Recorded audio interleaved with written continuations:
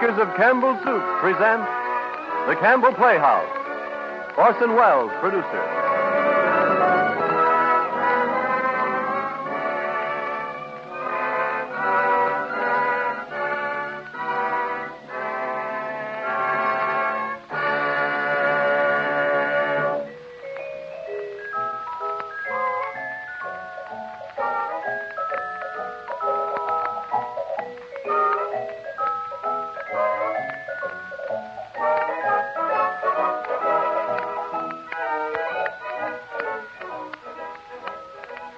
Good evening, this is Orson Welles.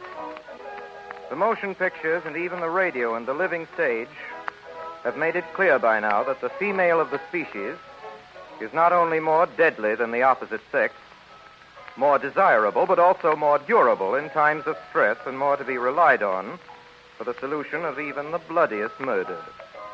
And in case these observations may seem as irrelevant as they are certainly irreverent, let me break down right here and admit the subject of tonight's broadcast is the bloodiest of bloody murders. Now, as to the ladies. Time was when all the girls used to do in a mystery story was to scream loudly, and be grasped at by horrible, clutching claws. But all that's been changed. And the heroines of these modern romances are ladies of parts. They are not the ones to find themselves clad only in something filmy and feminine, being carried off by a gorilla whose identity you will be subsequently requested not to divulge. They are not susceptible to hypnosis, to the blandishments of sinister Latins, and they never faint. They are accomplished in the use of firearms and can escape from anything, including suspicion. But the gentlemen, I am sorry to say, have degenerated in our new fiction into a pretty pathetic low among human things. There seems to be no excuse for us. I say us because tonight I am fated to attempt before this microphone the portrayal of one of these wretched beings. No, the lady bloodhounds could do without us if they didn't still insist, just for appearances, on the old traditional turnout of likely suspects. There's Always a Woman, which is tonight's story, contains no less than 2 murders and Miss Mary Wilson. Miss Wilson is one of the most promising of the talented and personable young women whom Hollywood has discovered in recent days. Her frequent appearance as what is called a dumb and dizzy blonde is, let it be noted, an outstanding example of what is known to the entertainment world as casting against type. In There's Always a Woman, Miss Wilson demonstrates again that dumbness and dizziness can be surface disguises of infinite resources and a far-seeing purpose. But before our story of the evening, Mr. Ernest Chappell has a question to ask us, the answer to which I'm pretty sure will be unanimous. Mr. Chappell? Thank you, Orson Welles. And ladies and gentlemen, the question is simply this. What one soup would you say most deserves to be called a family standby? As Orson Welles suggested, I'm pretty sure of your answer. Isn't it vegetable soup? Bowls of homemade vegetable soup, I imagine, are among the very earliest memories of nearly all of us. Maybe we also recall the time and trouble Mother took to make that soup, simmering the stock and preparing the vegetables. Yet, as mothers will, she always felt rewarded when she saw how much the family enjoyed it. Today, most of us still have a keen liking for vegetable soup. But wives and mothers increasingly are giving up making it and instead are serving Campbell's vegetable soup. Are you at your house? Of course, it will save much kitchen time and trouble, but a far more important reason is that one taste of Campbell's will convince you that it's made in the time-honored, good home way. Grown-ups and children alike enjoy the 15 different garden vegetables and the rich beef stock that together make Campbell's vegetable soup so stout and hearty and nourishing.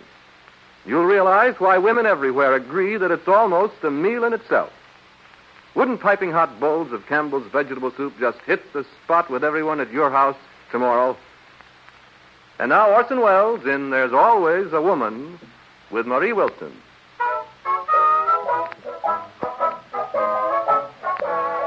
Statement to William H. Reardon for 3 months' rent. Due $375. Unless this bill is paid in on before the 1st, the undersigned reserve the right to re-rent the premises. Signed, Frank F. Carter. Oh, Bill, what are we going to do? I know what I'm going to do. I'm going to get my old job back. Hello? Is this the district attorney's office? Oh, district no, attorney Bill, there? no. Oh, shut up. This is Bill Reardon. Oh, hello, Joe. When'll he be in? Half an hour? Thanks. Oh, Bill, where's your I prize? just swallowed it. It's the only thing you can swallow on credit. Come on, Sally. We'll go down and see the DA together. You can make up your mind your husband is just too dumb to make a go of this detective business. Not me. I'm going to carry on here. All right, you carry on, but make sure to get out of here by the first of the month, unless you want Mr. Carter to re-rent you, too. Well, I hope you don't get the job. If I don't, there's a cute little bench in Central Park where we can spend the summer. Oh, Bill. And don't be too sure of that bench. It's first come, first served in Central Park.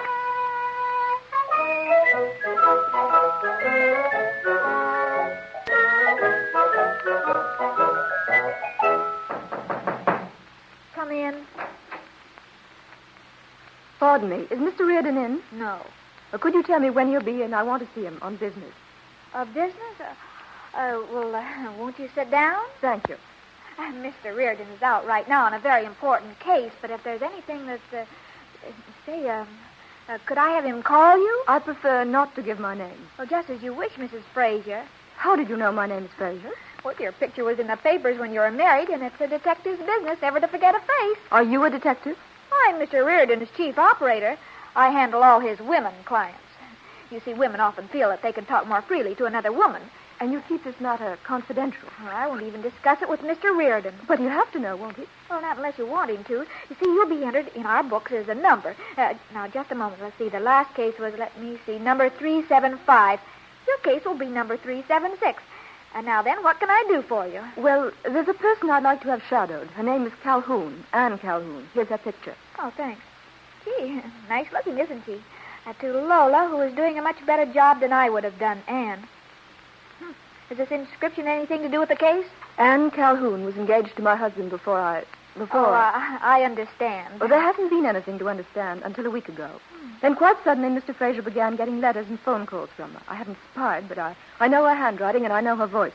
There's something going on between them, and you've got to find out. If I don't solve it by the first of the month, Mrs. Fraser, I'll retire from business. I'll just leave this office. By the way, if you want to get a good look at her, at Miss Calhoun, she and my husband and I and Jerry Marlowe are dropping in at the Skyline Club tonight.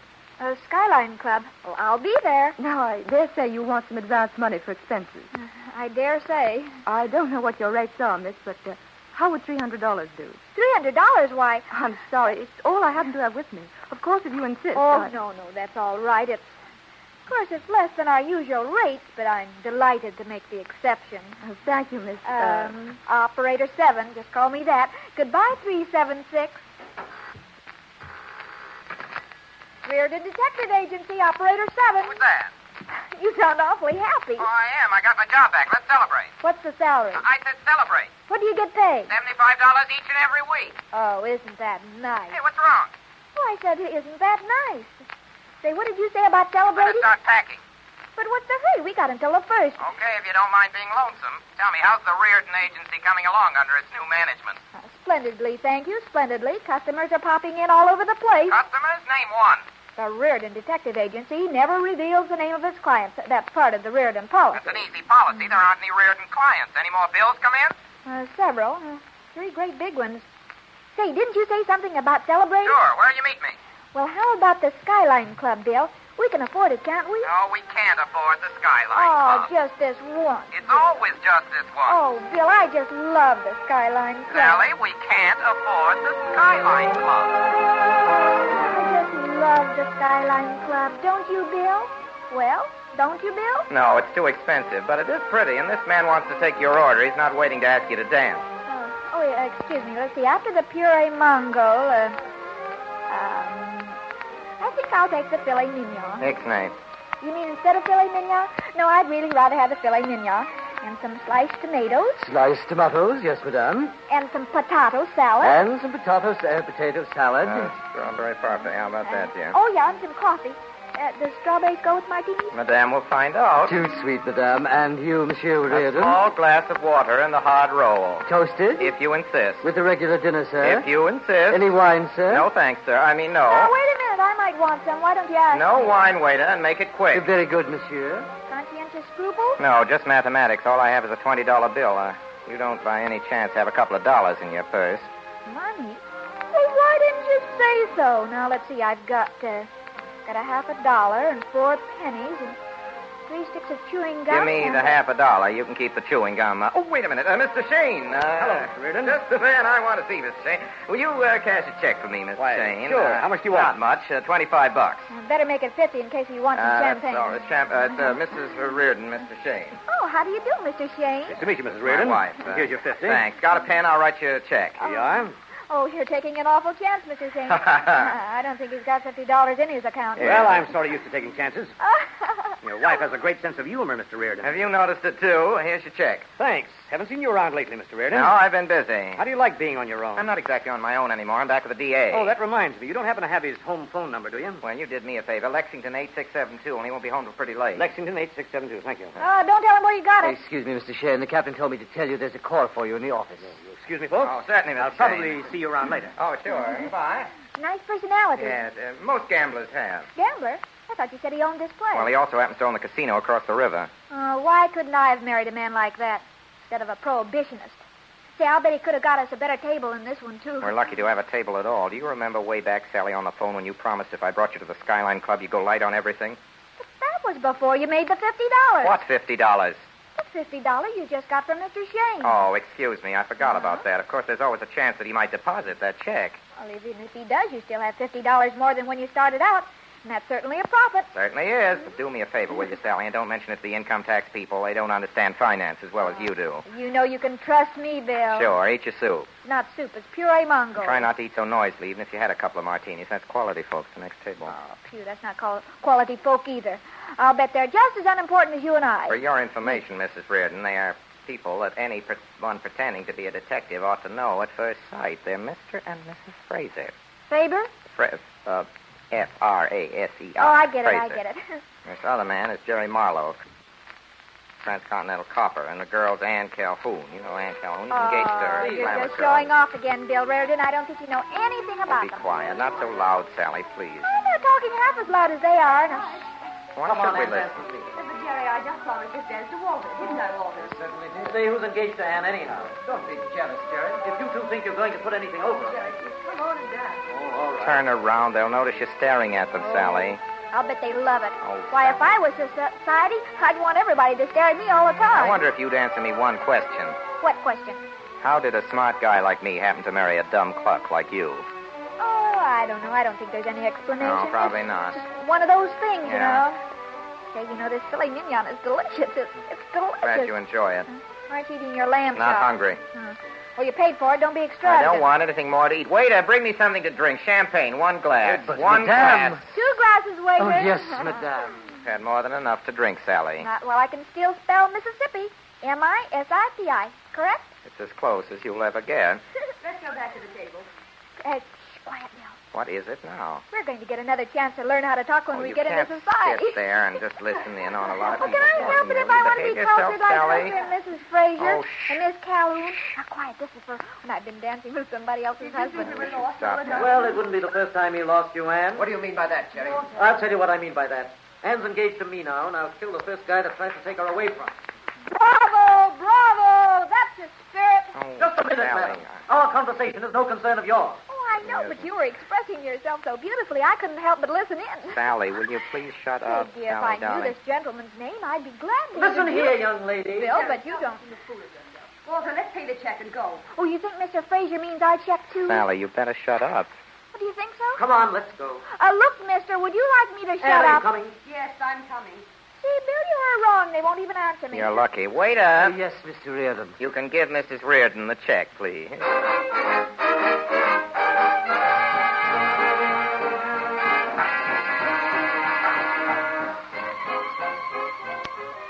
Hello? Daily Bulletin. Is it true what it says here in your paper? Beg pardon? It says here in your paper that Walter Fraser was shot. Shot dead in Jerry Marlowe's apartment. Just a minute. I'll give you the city desk. Okay. Good morning, city desk. Oh, can you tell me if it's true about Walter Fraser? Madam, are you kidding? Well, it's here in the headlines. It says Fraser was shot in Jerry Marlowe's apartment. You think we put it in to improve circulation? What do you want, Well, I wonder if I could interest you in the Fraser murder. Why, did you kill him? No, but I think I know who did. I'm Sally Reardon of the Reardon Detective Agency. You know. No, I don't know, but go ahead. Well, if you don't want to know about a threat that Marlowe made, I can call the Globe. You know, there's more than one paper in New York. Yes, okay. We'll send somebody over. What's the address?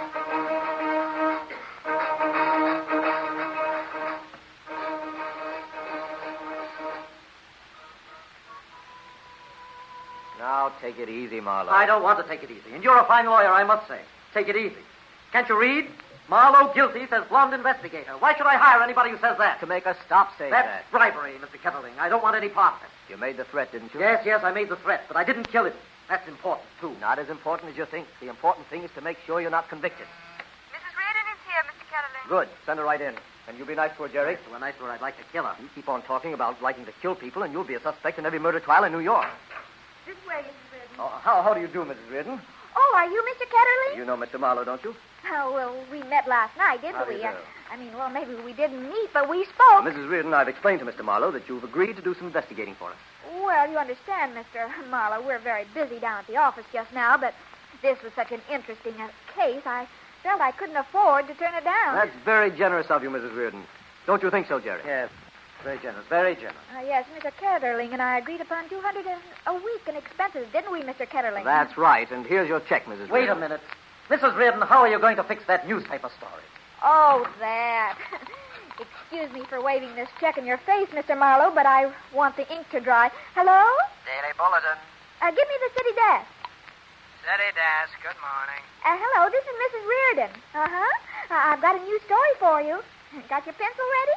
Ready? All right. A Marlowe innocent, says blonde investigator. Make up your mind, lady. Well, I know I said he was guilty, but just this minute I picked up some new evidence. And I hope it doesn't bounce.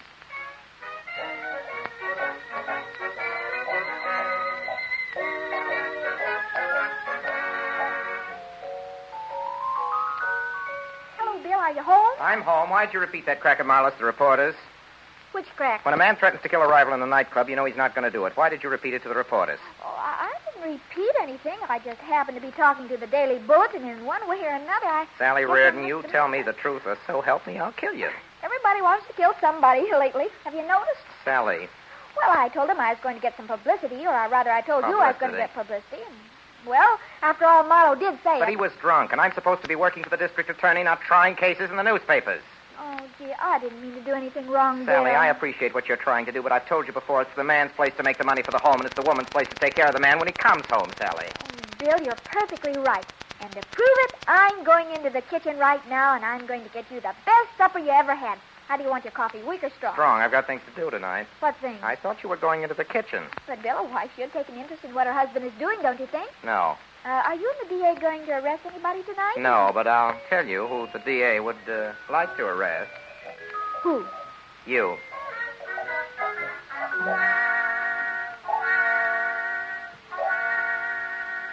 Mr. Marlowe, you're not going to get anywhere by trying to oppose us. What the DA wants is the truth. If you're smart, you'll cooperate with us. You'll all cooperate with us. Good morning, Mr. Reardon. Mrs. Fraser, you know District Attorney, Mr. Evans, I think. How do you do, Mrs. Fraser? We're sorry, of course, trouble you at a time like this, but it can't be I helped. can do it. Okay. We want to know exactly where in this apartment each person was when the shot was fired. How about you, Miss Calhoun? I was in the kitchen mixing a drink. Yes. Where was Mr. Fraser? I don't know.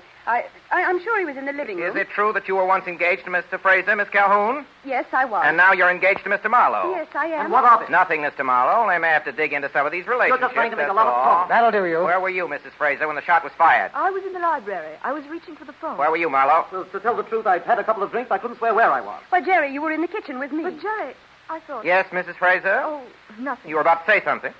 Jerry had just walked me through the living room to show me where the phone was. The shot came almost immediately, and I didn't think he had time to get back to the kitchen. He had just come back when the shot was fired. Well, what about it, Marlowe? I told you I don't remember. Nobody seems to remember much anything about this affair. I beg your pardon, What is it, Mr. officer? Reardon, but could you come out in the hall for a Sure, I'll be moment? right back. Excuse me, folks. Jerry didn't do it, no. Well, Fogarty, what is it? There's a crazy dame been trying to get in here. I told her she couldn't. She told me to memorize this message and to give it to you. Memorize it. Dearest darling, don't forget the butler, Sally. She said you were dearest darling, and you'd know who she was. I know who she was. No answer. Go back to your post. Hey, you there. Come back here. You the butler? Yes, sir. What's your name? Gregson, sir. Where were you last night, Gregson, when Mr. Fraser was murdered? Oh, I was asleep, sir. The shot waked me. I put on a bathrobe and I came down. How long have you worked for Mr. Marlowe? I engaged him in London 2 years ago. Nothing wrong with your memory now, Mr. Marlowe, is there? Well, you better start remembering some recent night. I want to take a look at your pantry, Grigson. Yes, sir. Come on. I'm in and search this apartment. We haven't been able to visit Grigson. Oh, I don't know, sir. You haven't seen it, have you? No, sir. Get away from that door. What are you trying to do? Conceal something in that icebox? No, I wasn't trying to conceal I'll take a anything. look anyway. It's all right. Wait a minute. That's a funny place for an ice cube tray. Well, I didn't have time to put it back in the right place. I'll just take a look at it. Well, what have you got to say now? Well, I don't think I understand. It's not so hard to understand. There's a gun frozen into that tray, that's all.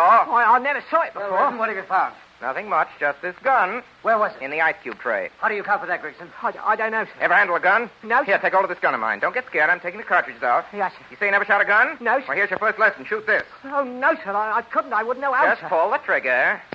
Give me that gun. Yes, sir. You never shot a gun before. No, sir. You knew enough to release the safety catch before you pulled the trigger. Fogarty, take him downtown. You can't do that. Marlowe, you were told to stay in the other Are room. you trying to hang this on Grigson? Want to go along, Mr. Marlowe? You bet I do. Fine. Maybe they can help you to remember down there where you were last Yes, and night. I warn you, if any attempt is made to force the station... Come on. Just a minute, Bill. Yeah? Whatever made you suspect the butler? Oh, just instinct. You know how it is. You get a hunch. Just one of those things.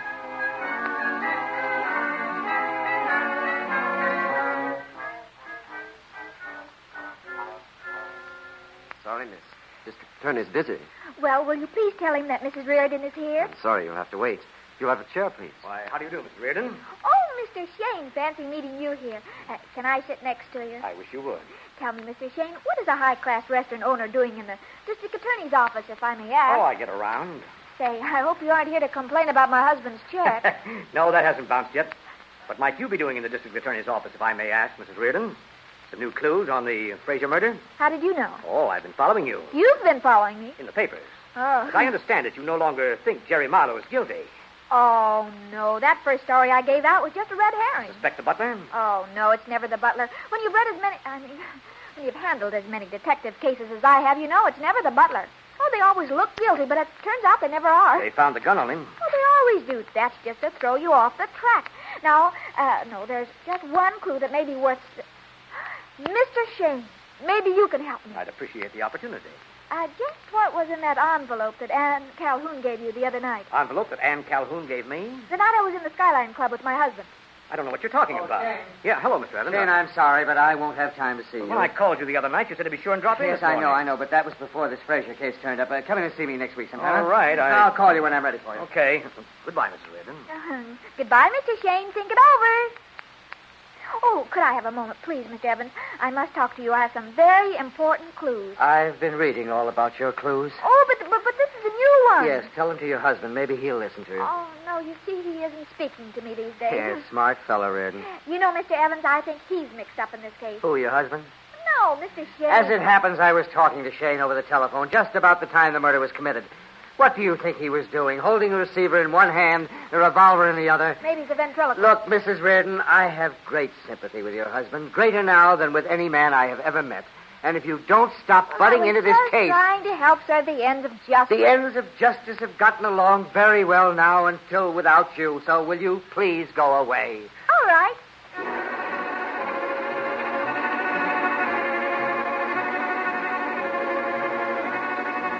Alan Grigson, if you've got any sense at all, you stop pretending you're dumb. We've been here for 3 hours talking to you, and we're prepared to stay for 30. It's up to you. I don't know anything, Mr. How did that Reardon. gun get into your pantry, Grigson? I don't know. How did that gun happen to have your fingerprint? I don't know. You can't pin this On thing the on me. 2nd of this month, you went to a pawn shop located 374 Hillcrest Drive, Newark. No. You bought a revolver there for $15. No, I The didn't. pawnbrokers identified you from your photograph. I don't Before believe you it. bought the revolver, Grigson, you examined several rifles. No, I didn't. He tried to sell I me a thought rifle, you'd but... walk into that, Grigson. Well, I bought the gun for Mr. Marlowe. Marlowe sent you to a pawn shop. No. He gave me $20 to go and He buy gave a you gun. $20 to buy a gun, and you bought one for $15. Chiseled him out of $5. Well, I hid the gun for him, Oh, didn't I? you did hide the gun.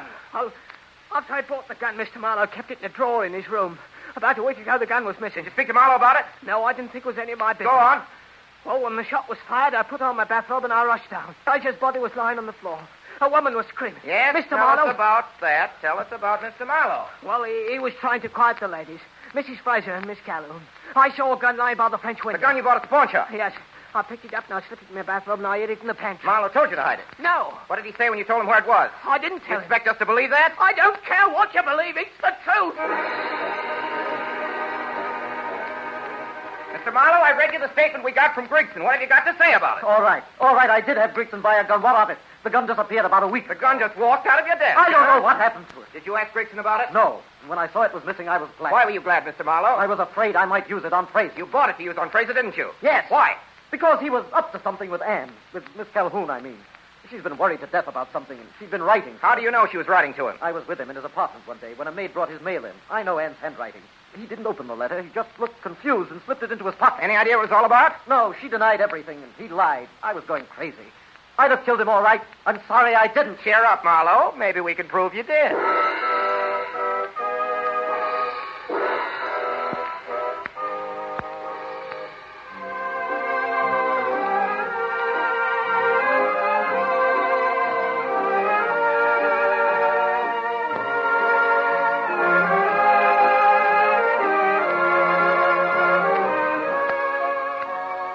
You are listening to Orson Welles in the Campbell Playhouse presentation of There's Always a Woman with Marie Wilson. This is the Columbia Broadcasting System.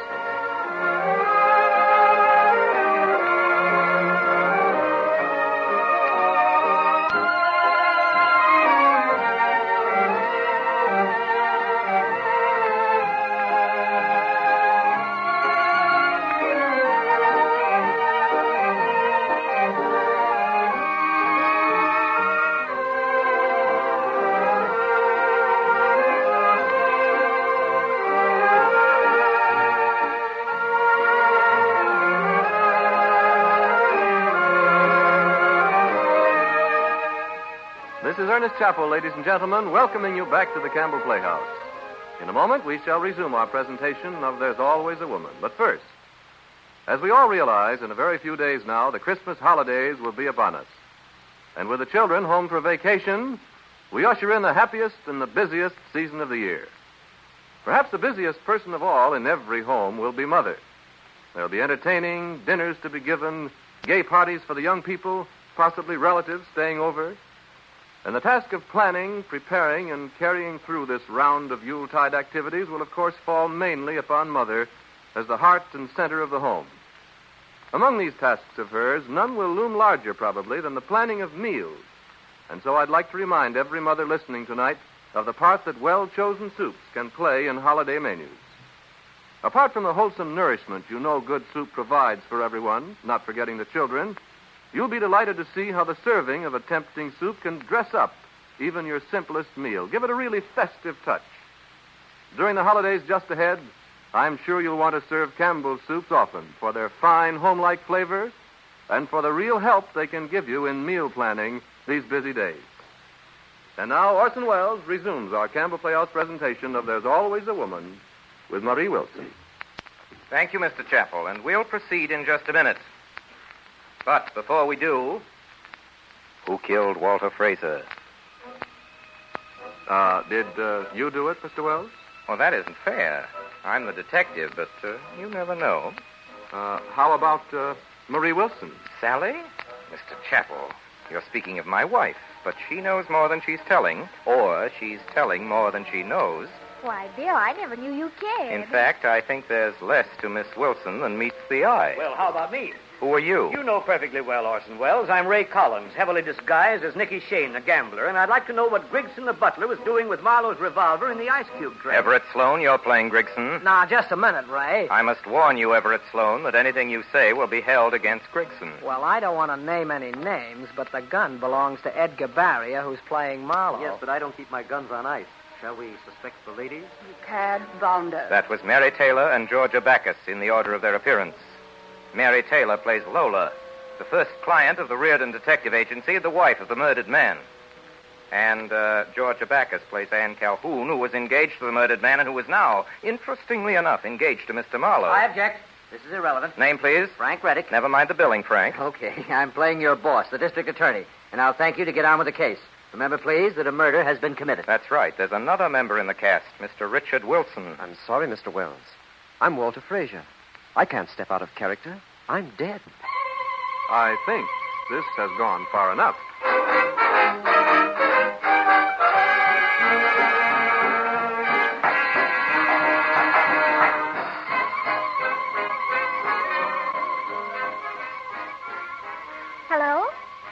Mr. Ketterling, please. Oh, hello, Mr. Ketterling. Oh, I've marvelous news for you. I tried to get you earlier, and then later I was out myself shopping. I just got in this minute. The good news, well, it's not exactly good. I mean, well, it looks pretty bad for our client, poor Mr. Marlowe. Yes, but don't you worry. I have a plan if I can get rid of my husband. I'm starting out at 8 o'clock, and... No, I can't tell you yet. Well, because I'm not quite sure what the plan is. Goodbye, Mr. Ketterling. All right, you dirty little double-crosser.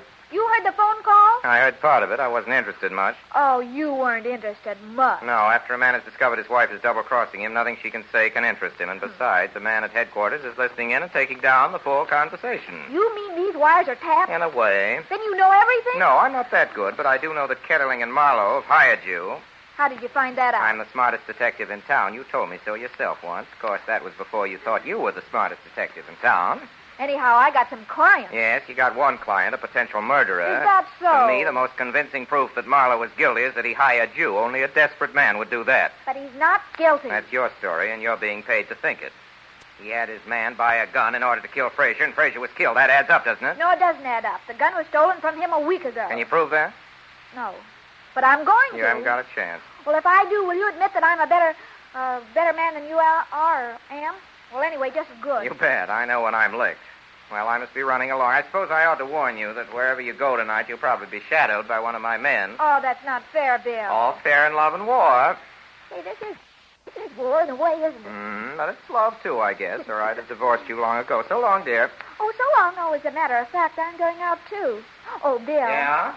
Doesn't this remind you of the Civil War stories, you know, where the northern captain falls in love with the beautiful southern spy? A little. Oh, and when you get back home, if you're not too tired, dear, I wish you'd go through my dresser and look over my socks. I think some of them need mending. Oh, that's what I like about you, Bill. You're so romantic.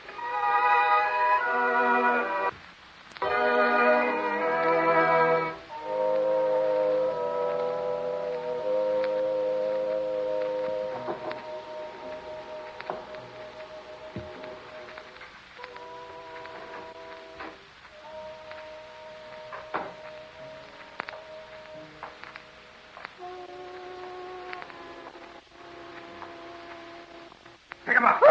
One move and I'll fuck you. Gee, I'll go. Geez, I didn't know anybody else was here. You'll ever leave this room alive? Oh, I'm married to the greatest detective in the whole world, and he'll track you down to the end of the earth. You don't mean Bill Reardon. Oh, Bill. Yeah, I was never so glad to see anybody in my whole life. Lucky for you I was here. That fellow would have plugged you. Ooh, my legs are shaking. I was really scared. I'm glad you have that much sense. What are you doing here in Mrs. Fraser's apartment? Same thing you are, looking for clues. Sally, you're starting to get silly. Why don't you go home and mend those socks I told you about? There's Might a as lot well of them do in our the dresser, searching Sally. together. If you find a clue, you tell me, and if I find a clue... I know. If you find a clue, you tell the newspapers.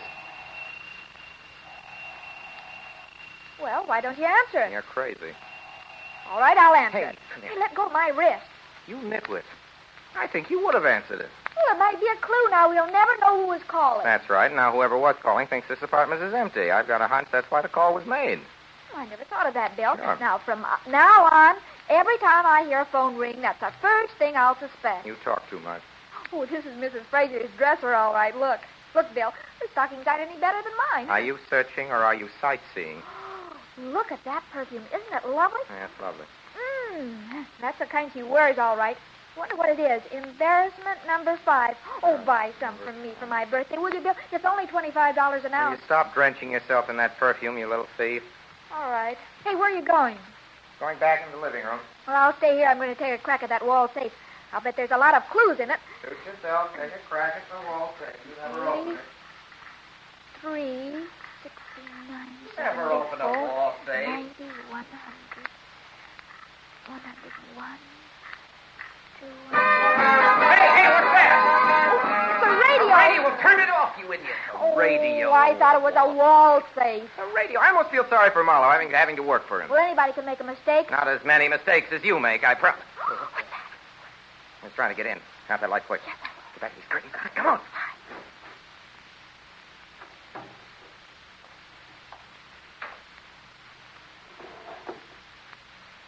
Good evening. Oh, why, it's Miss Calhoun. What's that letter you got in your hand? You just took it out of the drawer, didn't you? That's what you came here for, isn't it? What are you doing here? Now, don't try to change the subject, Mrs. Calhoun. Give me that letter. That's my letter. You give That's that back. mine now. Sally, come I'll back be here. seeing you. Hey, Sally. I've got to have that letter. I'll get the letter later, Miss Calhoun. Sit down. Why don't you tell me all about it? You wouldn't believe me anyway. Maybe not, but I'll tell you what I believe now, that you wrote Walter Frazier a blackmailing letter. Blackmail? Yes, blackmail, and when he wouldn't be blackmailed, you killed him. No. I'll tell you. Well, make it the truth, because I'll find out pretty soon, honey. I was desperate. I'd lost $2,000 in roulette. Roulette where? Shane's place, across the river. I gave him a bad check for it. I was going to ask Jerry Marlowe for the money, but I couldn't. Why not? You're engaged to him. Well, I didn't want him to think I was marrying him for his money. So I wrote Walter and asked him for old time's sake to lend me... And he did? If that was all, why'd you take your life in your hands to steal in here? Because I thought Lola might find the letter. I didn't want Jerry to know. Can't you understand? Are you sure Jerry doesn't know and suspect the worst? You're just trying to trap me and say that Jerry killed him. He didn't. If anybody did, it was Lola. She was jealous. I don't know what I'm saying. Yes, you do. I'm sorry, Miss Calhoun, but I'll have to arrest you. You can't. You have nothing to arrest me for. Have you got a permit to carry this gun in your purse? No. Then I can hold you in the Sullivan Act. Please, That's Mr. better, Reardon. isn't it, Miss Calhoun, than suspicion of murder?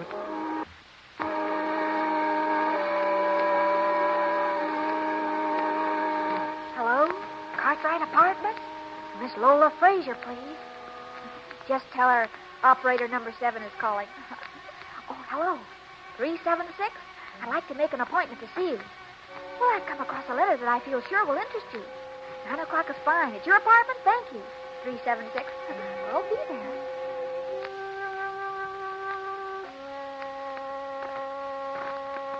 Evans? Yeah, Bill? I had a dictograph put into Mrs. Frazier's apartment early this morning. Well, She's I talking did. to somebody right now. Now, listen. All right. There it is. Why don't you go? Because we still haven't decided when I get See? How's that? Yeah, a Want little higher. All right. There we are. The question is, will you pay me then? You know I'll pay. You know who that sure man I'll is? get my money. I haven't the slightest Police idea. have found out Good. that your husband was writing out checks to Ann Calhoun, and that you knew about it, Yes, Lola. I did. They might go so far as to suspect you. of I've murder. got a hunch. If they ever found out that I knew you and that I left you to marry Wait. Walter, they might I'll even tell you. suspect you. Maybe. What are you sticking around here for? She'll be here any minute. Who will? That Reardon girl. She called up and said she wanted to see me. Get tonight. What's your step, Lola? Don't say a I thing. know that voice. Because even if you say hello to her, that dame thinks she has a clue. The wrong clue, but a clue. You better go out the Likely back to way. keep it She to might yourself. recognize you. Okay. So long, Lola. I wish I could place that voice. So do I. Wherever he is, certainly knows my wife, and I think I know. Hey, it must be the telephone. Good evening, Mrs. Frazier? I haven't much time. There Your she is. wife. That's Yeah. her. Yes, a letter from Ann Calhoun to your husband. Al I finally found Calhoun. out. I'm ashamed now I ever suspected her. I want to forget all that. Oh, but this is a clue. Why, But it's a letter will you begging listen your to husband for money, but between the lines, it's really very threatening. Look, it's practically blackmailing. Now, of course, if you have to know how to read the it. girl's got If it means not finding the murderer, I'd rather not do that than have anything cheap come out about Walter. Oh, you have a right to feel that way, but... Wish well, you'd go read it for home. yourself. I don't care to read it, Mrs. Reardon, but I do care to do this. What's You've that? no right to Must be destroy tearing it that up, letter, that's the Mrs. thing. Frazier. Sorry, Okay. Mrs. Reardon, but I won't have any slurs on my husband's memory. Don't you want your Well, she husband gets the avenged? pieces. Quiet. Will you Yes, tell I her do how to want do his this? water revenge. But I Avenged. don't want his Did name you hear dragged that? in the mud. It just means I've got to find another clue, that's all. But don't you worry, Mrs. Frazier. I get one every minute. She gets Thank one you. every I can minute. give Quiet or I'll very fire good. you. I knew you'd have one. I felt sure you'd. If I tell you, will you promise never to reveal where you heard? Why, 376, you can trust me. Well, when I went to that phone over there, just before the shot was fired that night, I heard someone on the line. Did you get there? Yeah. Wrong number? Oh, no. Somebody was talking in this apartment on the extension phone. Someone was talking on the phone? You mean in this apartment? Yes. But there was nobody in here except you, four, and the butler. Oh, the butler. I knew Yes, it the was the butler butler. all the time. It wasn't the butler. I know his voice. Well, then who was it? I don't know. Oh. But I do know who he was talking to, and I do know what he was talking about. He was... Wait a minute. That wire doesn't belong under those drapes, does it? What wire? Oh, I know you don't think I'm much of a detective, That's but us. I am, Mrs. Frazier. And there's Our a wire. dictaphone. That's Somebody's got been it. listening Got to it. you. The district attorney's office, Yes, the probably. district Look, I'll attorney's just office. rip it out, Yes, and then don't you can rip fill it. Can't all hear this you, to Bill. me alone. There it goes.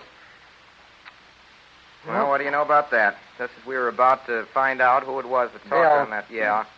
Your wife is either the smartest woman or the biggest fool in America. She could be both. In fact, I think she is both.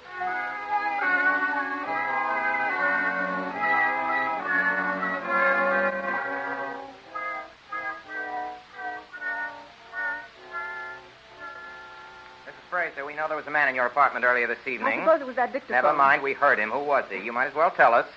It was Shane. Nick Shane, that's who it was. What was he there for? I... He wanted $50,000. What for? I owed it to him. You owed it to him. What for? I lost the money playing roulette. Quite a sum to lose gambling, isn't it? Now, did you ever play roulette? Oh, yes, for dimes. We weren't playing for dimes. I see. He promised to give me time to pay, but when this happened, he started pressing me. I didn't give him the money. I didn't have it. Not yet. Shane seems to have done all right in that joint of his. Did you know that Ann Calhoun had lost money there, Mrs. Fraser? Oh, yes, we've been there together a couple of times, and we both know. And you knew Shane before you married Fraser? Yes, a long time ago, when I was a showgirl in Chicago. That's right. I thought I'd left all that behind me when I started to marry Walter. Oh, it's all right, Mrs. Fraser. You've told us all we want to know. I didn't know. You can go now, Mrs. Fraser. And you won't be disturbed again, I promise. Thank you. Thank you. All right. Well, that seems to let her out. Whom do you suspect now? How about Shane? He keeps turning up in this case. Shane is a gambler, uses strong-arm methods to collect. They all do, but I don't see Shane as the same, I'm not overlooking the fact that Fraser took his girl away from him. I wish somebody would do the same for me. You want to see Mrs. Reardon now, Mr. Evans? Yes, I guess we'll have to. We've been grilling her for 5 hours, the reel going over, the works, and we can't get a thing out of her. Good morning. Isn't it a lovely day? Listen, honey, I want you to realize how serious this is. Oh, gosh, Bill, I love you. A man has been murdered. The killer must be found. Now, do you understand that? Well, if you just let me out, I could This is a matter for the police. If you work with them, I promise to take another crack at the private detective business. How's that? Well, cross your heart? Well, I hadn't expected to promise as strong as that, but all right, cross my heart. Now then, what did Mrs. Fraser tell you after you ripped out that dictaphone? Well, Lola told me that a few minutes before the shot was fired, Yeah? she picked up the phone and a man somewhere in her apartment was talking to the district attorney. The DA? Yeah, about gambling. Shane. Of course, I told that fathead boss of yours so at the very beginning, but he wouldn't listen. Hello, Mr. Evans. Hello. Well, Mr. Evans, there you are. Lola Fraser heard your conversation with Shane. She did, huh? And she heard it on the Milo telephone. But you checked their phone. No calls came out of There's there. no record of one. I don't know where Shane phoned from or how the wires got crossed, but that call to you was planned in advance as an alibi, and that means that Shane is the murderer. You see? I certainly do. Now, can I go now? Certainly not. You're going back to jail. Oh, I don't want to. Well, we're going to keep you locked up before you get another clue, honey. I like this one, and I don't want it spoiled. Arrest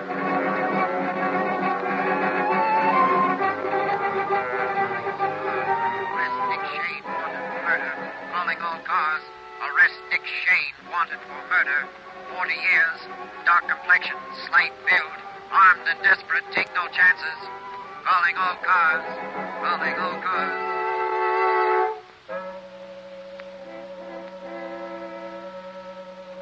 I've got to get out of here. I phoned my lawyer. Why doesn't he do something? Sometimes your lawyer can't get here right away, dearie. I've been here in this jail 4 months waiting for my lawyer. But I've got a job to do. I'll beat them on this case if I have to burn for it. The nerve, putting me in jail so he can solve the case on my clue. What are you in for, dearie? For a murder that I'm going to commit.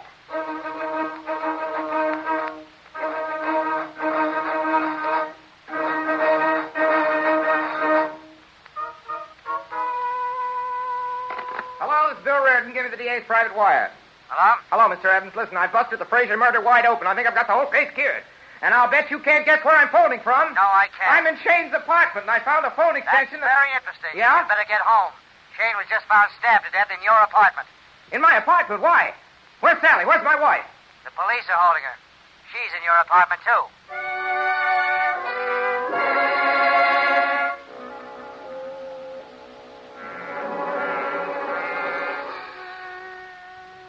Well, it looks tough, Mrs. Reardon. Your cellmate down at the jail tells them you said you'd get someone or other if you had to burn for it. She always just kidding, officer. Well, there's no way to kid. Whew, say, is all that perfume on you? No, it was on Shane. The place was just reeking with it when I came in. I'll say it was reeking. Where are you going? Gee, I'm awful weak in my knees. All right, so you're awfully weak in your knees. Well, there's some smelling salts in the bathroom. I can go in alone, can't I? Well, I guess so. You guess so? Hey there, you can't do that. I'm going to break down the door, lady. I tell you, I'm going to break down the door. All right, lady. I'll teach you to play tricks. Where? What do you know? Hey, lady, come back here. You'll break your neck on that water pipe. Lady! Lady!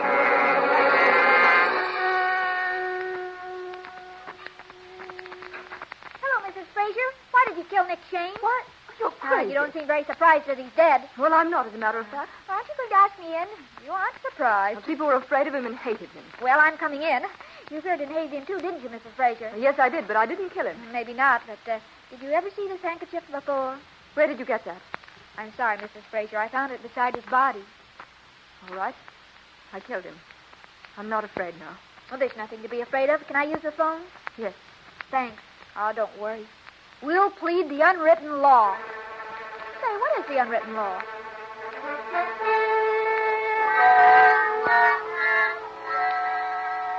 Darling, are you sure you're all right? Of course, here's a confession. Did you sign this, Mrs. Fraser? I did. Sally, how on earth did she you came up to my apartment to see me with no intention of killing anybody. She was minding her own business, but this man, Shane, followed her and made a row just because she told me he was guilty. Then he pulled a knife on her. One word led to another, and there you are. It's all in the confession. Well, let's go. I'm ready. Ready for what? For the truth?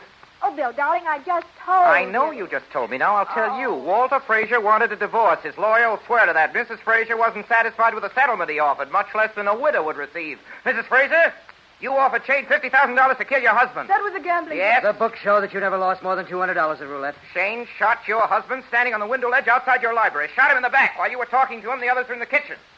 2 days ago, Shane started pressing you for the money, threatening you. You began to realize the $50,000 had only been the beginning. You killed Nick Shane deliberately. It was premeditated murder. No. He had a knife. He found out somehow that I told him about the phone call. His alibi. I had to kill him. All right, take her out, Fogarty. Take her out. Come along now. Come along now. What a client. Congratulations. And now, Mrs. Reardon, if you don't mind telling me, how did you ever suspect her? Come on, let's have it, Sally. Well, when I got home, the apartment was still full of her perfume, and then when I accused her and she didn't ask any questions, how he was killed or when, well, I just knew she'd done it. And you got a confession out of her with no more to go on than that? Well, I pretended I'd found her handkerchief beside the body. Where did you find it? In her purse. I resign. From now on, Mr. Evans, I'm her office boy.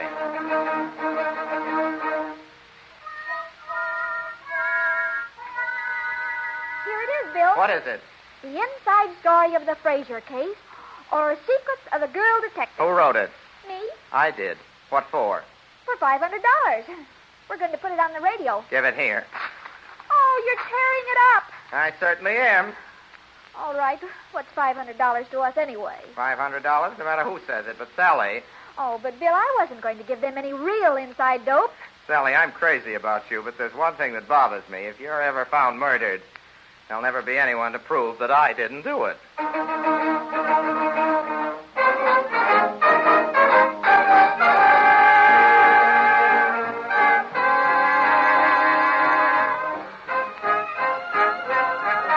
You've been listening to Orson Welles in the Campbell Playhouse presentation of There's Always a Woman with Marie Wilson. And in a moment, Orson Welles and his guests will be back with us. Meanwhile, I'd like to say this. Our play tonight told the story of a woman who helped her husband to success. Sally Reardon's methods of doing this were not exactly conventional. Still, in the end, things turned out all right. But seriously, helping a husband to success, isn't this what every good wife is doing every day? Inspiring and encouraging him, keeping him well and well-fed? Now, I'm sure that you, among the wives listening tonight, realize that the success of the work your husband does can be influenced by the kind of meals you serve him. And in these meals, you realize, too, the importance of good soup. Particularly a soup as hearty and nourishing as Campbell's vegetable soup. As Campbell's make it, it's always a special favorite with men. They like the rich, rugged beef stock, thick with a variety of tender garden vegetables. Have you tried it at your house? If not, won't you get some tomorrow and serve it? If you'll do that and compare its fine flavor and hearty substance with the best vegetable soup ever ladled from a home soup kettle, I do believe Campbell's vegetable soup will make its appearance regularly on your family table.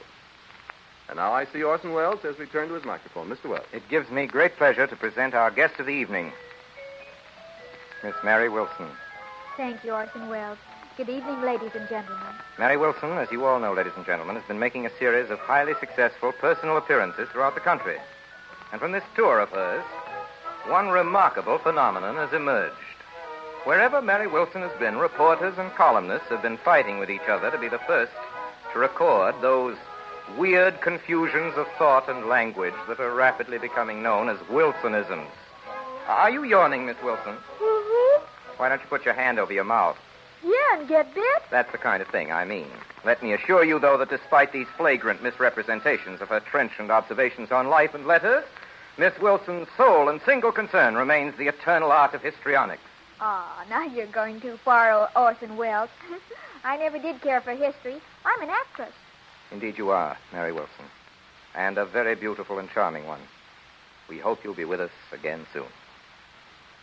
And now, as to next Sunday night. Next Sunday night, ladies and gentlemen, is Christmas Eve.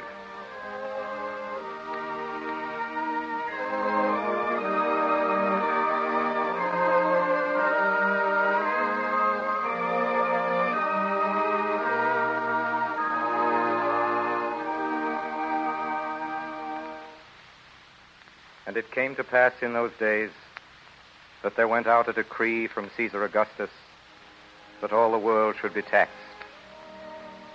And all went to be taxed, every one into his own city. And Joseph also went up from Galilee out of the city of Nazareth into Judea unto the city of David, which is called Bethlehem, to be taxed with Mary, his espoused wife, being great with child. And so it was that while they were there, the days were accomplished that she should be delivered.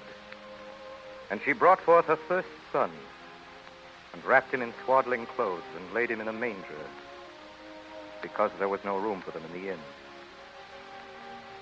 And there were in the same country shepherds abiding in the field, keeping watch over their flock by night. And lo, the angel of the Lord appeared before them, and the glory of the Lord shone round about them, and they were sore afraid. And the angel said unto them, Fear not, for behold, I bring you good tidings of great joy, which shall be to all people.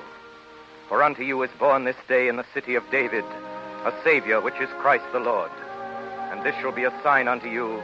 You shall find the babe wrapped in swaddling clothes, lying in a manger.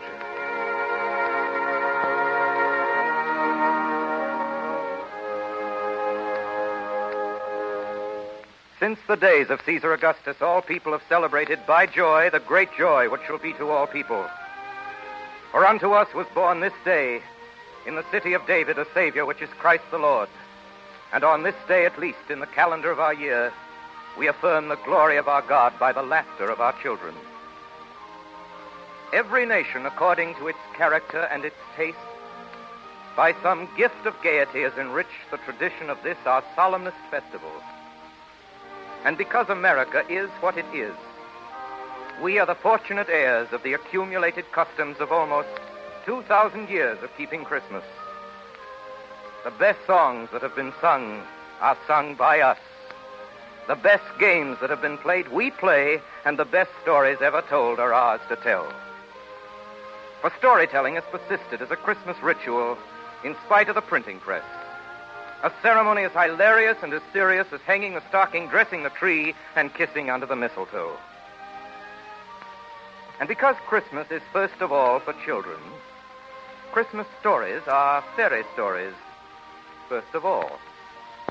It's mildly surprising that the best of them all, which we're telling again for you next week, is for everybody and turns out to be a ghost story. I've endeavored, writes its author on its title page, I have endeavored in this ghostly little story to raise the ghost of an idea, which shall not put my readers out of humor with themselves, with each other, with the season, or with me. May it haunt their hours and houses pleasantly, and no one wish to lay it. It is signed your faithful friend and servant, Charles Dickens. And Charles Dickens, as everybody but our newest friends will know, is the author of next week's story. And our star, as all our old friends will know too, is that best-loved of American actors and the special favorite of all of us on the Campbell Playhouse, Mr. Lionel Barrymore, who will be keeping an engagement with us on that night that he has kept for a number of years. An engagement to play Scrooge in that most human and heartwarming of Christmas stories, A Christmas Carol by Charles Dickens. This will be the 5th Christmas that Campbells have chosen this good old tale as their Christmas present to their friends. But I think that this year, perhaps more than ever, it becomes clear how direct and how all-important is the message that Charles Dickens gave the world in that little story. Wherever, anywhere in the world, people pause next Sunday night to listen to Lionel Barrymore and A Christmas Carol, there will be people a little kinder, a little happier, a little more at peace with themselves and their neighbors.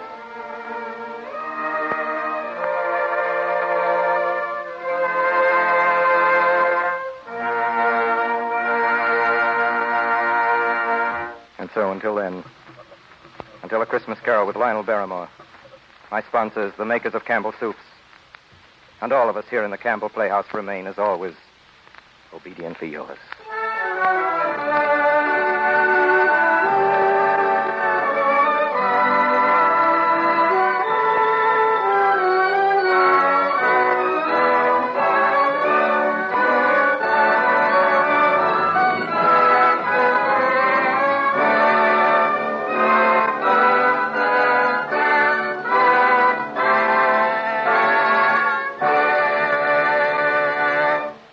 The makers of Campbell Soups join Orson Welles in inviting you to be with us in the Campbell Playhouse again next Sunday evening when we bring you our 5th annual presentation of Charles Dickens' immortal story, A Christmas Carol, starring Lionel Barrymore in his favorite role as Ebenezer Scrooge. In the meantime, if you have enjoyed tonight's Playhouse presentation, won't you tell your grocer so tomorrow when you order Campbell's vegetable soup? This is Ernest Chappell saying thank you and good night. This is the Columbia Broadcasting System.